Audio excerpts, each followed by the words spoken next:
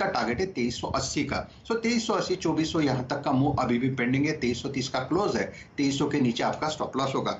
वीरेन, आपने जो सवाल पूछा कि इस स्पेस में कहां पे ब्रेकआउट है और कहां पे शॉर्ट कवरिंग हो सकती है, तो आप वीरेन एक हट के चार्ट होगा, वो है मैरिको।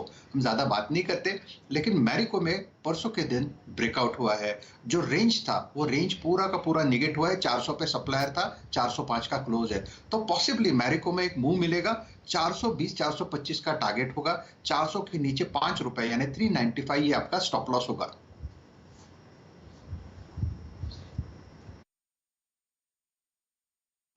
ओके, तो ये मैरिको पे आपकी राय है। चलिए कुछ देर में हम शिरकत करेंगे पहला सौदा में और मुनाफे की तैयारी को कहेंगे अलविदा। SGX अभी भी आप देखें शुरुआती जो बढ़त थी उसको लेकर ट्रेड करता हुआ।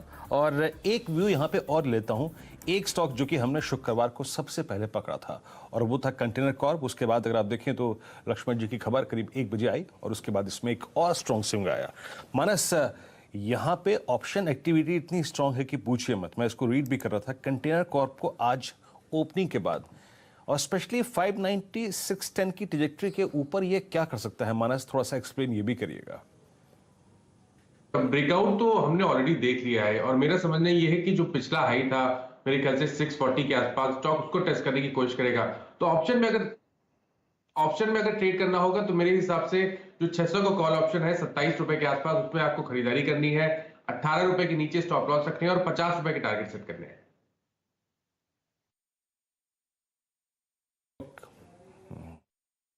गौरांग, बहुत संक्षेप में आपका आज का टॉप कन्विक्शन ट्रेड। गौरांग, बहुत संक्षेप में। वीरेंद्र, TCS पर खरीदारी की राय है और 3700 से लेकर के 3800 का लक्ष्य मध्यम से लंबी होगी। TCS को, गौरांग जी जो है वो TCS को चेस कर रहे हैं, करीब 3066 है। याद रखिएगा 2950 और 3000 इस स्टॉक का एक बहुत स्ट्रॉन्ग ऑप्शन बेस है। जल्दी से एक व्यू और लेते हैं। चंदन तापड़िया हमारे साथ हैं। चंदन, आज हमको एक गैप अप मिल रहा है, बहुत बड़ा, बहुत वाइल्ड गैप अप मिल रहा है। आपकी इस पर राय और बहुत संक्षेप में आपका आज का टॉप कन्विक्शन ट्रेड क्या होगा? बिल्कुल, देखिए आज यदि गैप अप होता है तो निफ्टी वापस 14,550 के लेवल होल्ड करेगा और उस कंडीशन में हम 14,800 15,000 के लेवल को अटेम्प्ट करने के नजर आएंगे।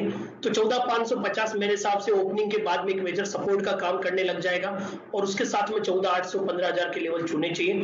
ट्रेडिंग आइडियाज की बात करें तो देखिए काफी स्टॉक्स यहाँ पे फोकस है और प्रिफर्ड पिक यहाँ पे रहेगा मेटल से JSW स्टील। JSW स्टील में काफी अच्छा प्राइस सेटअप बना है और जिस हिसाब से वापस 4-5 दिन का कंसोलिडेशन ब्रेकआउट और पूरे सेक्टर में बाइंग है, यहाँ पे लगभग 460 के मोमेंटम बनने चाहिए। तो 437 के स्टॉप लॉस से JSW स्टील की खरीदारी की सलाह है जी। ओके, JSW स्टील अगर आप देखें खरीदारी किया, क्या सटीक टाइम पर अगर आप देखें अपना जवाब आपने कंप्लीट किया। ये देखते हैं एग्जैक्टली अगर आप देखें क्या हो रहा है। 128 146 अंक ऊपर अब निफ्टी करीब 14,657 के स्तर पे, यानी हम इस वक्त as per the data 50 day exponential 50 day exponential moving average के ऊपर ट्रेड करते हुए, अगर ये स्तर है तो करीब करीब 60 अंकों के फ्रैक्शन से उसके ऊपर ट्रेड करते हुए, और हमारा 20 डे में आता है 14,756 के जोन में 719। अब स्ट्रेंथ कहां पर है, स्पॉन्सर कौन कर रहा है, अगर आप देखें किसके सौजन्य से तेजी है। श्री सीमेंट, पावर ग्रिड में आप देखें शॉर्ट कवरिंग, लास्ट सेशन में आप देखें तो यहाँ पे शॉर्टिंग काफी हुई थी। HDFC अपने पुल बैक को कुछ सीरियस करता हुआ। JSW स्टील आज की प्रेफर्ड पिक मेटल स्पेस से, यतिन ने इसमें एक रिपोर्ट का जिक्र किया था। गेल, ITC और HDFC बैंक देखने लायक होगा आज ये क्या करता है अपने 50 डे एक्सपोनेंशियल मूविंग एवरेज के ऊपर, इसका बिहेवियर क्या होता है। टाइटन क्रूड की गोल्ड प्राइसेस काफी श्रिंक हुए हैं, काफी नीचे आए हैं, और उसके बाद Bajaj auto, Adani ports, Britannia और रिलायंस, ये कुछ और ऐसे स्टॉक्स हैं जो कि इस वक्त कमजोरी दिखाते हुए।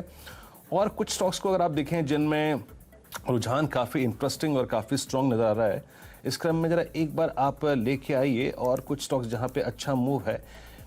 इस वक्त याद रखिएगा सबसे सीरियस पुल बैक है HDFC ट्विंस में। HDFC ट्विंस आज फोकस करने लायक होंगे। उसके बाद RVNL करीब 30-60 पे, करीब 5.5% ऊपर, दैट्स डूइंग गुड, अच्छा करता हुआ। उसके बाद सुप्रजीत इंजीनियरिंग, GSPL, कोलगेट अगर आप देखें 1595 पे, करीब 3.5% ऊपर कारोबार करता हुआ। और साथ ही साथ हीरो मोटरकॉर्प करीब 2% ऊपर, और एक एक्सट्रीम सेल ऑफ के बाद, एक बड़ी गिरावट के बाद आज थोड़ा सा पुल बैक देता हुआ। चलिए अब मैं थोड़ा सा इस इंडिकेटिव एक्शन को थोड़ा सा और वक्त देता हूं और थोड़ा सा प्राइसेस और मैच्योर हो जाएंगे। उससे पहले ये देखते हैं कि आज 2020 में नीरज जी की टीम में और आशीष की टीम में क्या कॉम्बिनेशंस थे। 20 वो खिलाड़ी जो कि थे आज की थीम, और उसके बाद पिक करेंगे उसमें से 2 स्टॉक्स टेक्निकली जो काफी साउंड है। आइए देखते हैं 2020 का अपडेट।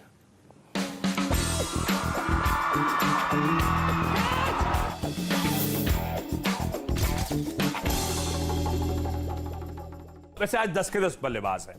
शुरुआत हुई थी बायोकॉन के साथ, जहां पे इनकी बायोकॉन फार्मा जो एक होली ओन सब्सिडरी है उसने ब्राजील में पैर रखा है, करार किया है, तो अब लैटिन अमेरिकन मार्केट्स में ये अपने जेनरिक्स बेचने की तैयारी करती होगी। नेशनल ऑक्सीजन और लिंडे इंडिया, ये कोविड टाइम्स पैंडेमिक वापस ग्रिप करता हुआ हमको कॉशन रखना है। और लास्ट टाइम जब ऐसा हुआ था तो मेडिकल ऑक्सीजन की डिमांड कहा जाता है 4 गुना से ज्यादा बढ़ती हुई नजर आई थी। ये दोनों कंपनीज उसी धंधे में, पर नेशनल ऑक्सीजन इसलिए लिया था कि एक डेट को रिड्यूस करने के लिए प्रेफरेंशियल शेयर जारी कर दिए एंटिटी को। और लिंडे इंडिया क्योंकि नेशनल ऑक्सीजन रडार पे आया तो लिंडे बट ऑब्वियस था, जो हाई से 1900 प्लस के हाई से करेक्ट होके कामकाज कर रहा था। तो ये दोनों कंपनी, और लिंडे तो खासतौर पे बेहतरीन कंपनी है। मिंडा इंडस्ट्रीज एक कॉर्पोरेट रीजेक, अब उसके बाद केपेक्स पे फोकस मैनेजमेंट कर रहा है, डिमांड आउटलुक बड़ा स्ट्रांग है, तो ये अलॉय व्हील्स और 4 व्हीलर व्हील्स के प्लांट्स के लिए और एक्सपैंड करने की, नए प्लांट लगाने की तैयारी कर रहे हैं। अच्छी खबर कंपनी के लिहाज से। उसके बाद फोकस आजकल रहता है प्रमोटर्स की बाइंग इन लेवल्स पर। कहां हो रही है? गॉडफ्रे फिलिप्स में केके मोदी इन्वेस्टमेंट की तरफ से बाइंग एग्रेसिव चल रही है। पहले हल्की हल्की हो रही थी, फ्राइडे का अपडेट है कि एग्रेसिव 25,000 से ज्यादा शेयर्स खरीद लिए। डिपेंडेबल भी डाला था रेमंड, क्योंकि यहां पे जेके इन्वेस्टमेंट्स ने अच्छी खासी 2 लाख सवा 2 लाख शेयरों की खुले बाजार से खरीदारी करी है। उसके बाद जेकोबार इंफ्रा भी सिर्फ इसीलिए लिया क्योंकि प्रमोटर्स की एग्रेसिव बाइंग है। यहां पे तो 3-3.25 लाख शेयर्स, यानी कि इस कंपनी के आउटस्टैंडिंग इक्विटी का 0.4-0.5% के आसपास का स्टेक प्रमोटर्स ने फ्राइडे को खरीद डाला। जहां जहां प्रमोटर्स की बाइंग उन कंपनीज को वैसे ही हमेशा नजर पर रखिएगा। वैस्कॉन इंजीनियर्स ऑर्डर बैक करा उत्तर प्रदेश में, इसीलिए रडार पर। एनबीसीसी वो कौन सा नगर था? सरोजनी नगर, सर बापा नगर, काका नगर, सरोजनी नगर, जो भी नगर का, ये दिल्ली के ये सारे उसी इलाके में। तो वो सबलेट कर, अब उस पे फोकस है, उसके रिडेवलपमेंट पे फोकस है, और खबर अच्छी आती हुई इसलिए रडार पर। एडीएफ फूड्स ने सूरत का जो प्लांट था उसे कमीशन कर दिया, प्रोडक्शन की शुरुआत हो रही है, ऑफ आइस ट्रेड कर रहा है, इसीलिए खरीदारी करने के मौके। चलिए, खरीदारी पे फोकस के साथ साथ थोड़ा सा सचेत रहिए, इसलिए बिकवाली वाले शेयर्स भी शामिल किए हैं। और मुंबई में, महाराष्ट्र में या केरल, गुजरात, तमिलनाडु, तमाम ऐसे राज्य हैं जहां पे लॉकडाउन की थोड़ी सी छाया पड़ रही है। इस वजह से उन स्टॉक्स पे प्रभाव पड़ेगा जो पीवीआर, इंटरग्लोब, इस जैसे शेयर हैं जिनका डायरेक्ट बिजनेस हिट होता है। बड़ी उम्मीद बंधी थी कि शायद अब वैक्सीन के बाद सब कुछ ठीक होगा, लेकिन जिस तरह से तस्वीर बदल रही है उससे थोड़ी दिक्कत है। आईओसी और एचपीसीएल में बेचने की सलाह है, क्योंकि जो फ्यूल है उसकी डिमांड थोड़ी सी टैपर हो रही है, और साथ ही साथ दाम बढ़ाने में थोड़ी दिक्कत हो रही है कंपनियों को, कोई बाहरी प्रभाव है उनके ऊपर। और व्हील्स इंडिया में खरीदारी इसलिए क्योंकि non core assets Deoli plant के बेच रहे हैं, तो उसकी वजह से खरीदारी करनी चाहिए। टीम लीज, ये बड़ी ज़बरदस्त इसमें डिलीवरी डेटा है, तो कोई समझदार व्यक्ति इसमें डेफिनेटली खरीद सकता है। आप डिलीवरी देख सकते हैं, तो मुझे लगता है इसमें खरीदारी करनी चाहिए।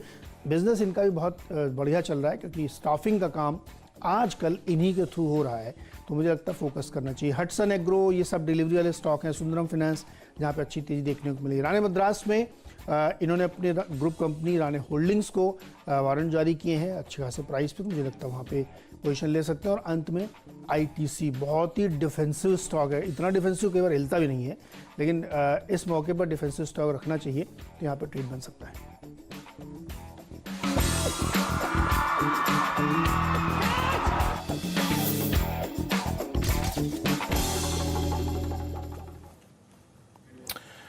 जी हाँ, तो आपने ये टीम देखी दोनों खिलाड़ियों की, नीरज जी की टीम और आशीष की टीम। आपकी स्क्रीन पे नीरज जी की टीम है। आईटीसी अगर आप देखें तो यहाँ पे बाय किया है उन्होंने। पावर प्ले में एक और स्टॉक है उनका, और ये आपकी स्क्रीन पर आशीष की टीम है। बायोकॉन, नेशनल ऑक्सीजन, और साथ ही साथ Linde India, Minda industries, Godrej Philips और रेमंड्स अगर आप देखें उनका बाय है। जेकोबार इंफ्रा भी बाय है। राजेश जी, आपने दोनों टीम्स को स्कैन कर लिया होगा। आखिरी में इनका एडीएफ फूड्स भी है, एनबीसीसी को पावर प्ले में बाय कराया है। इन दोनों में से क्या पिक करेंगे?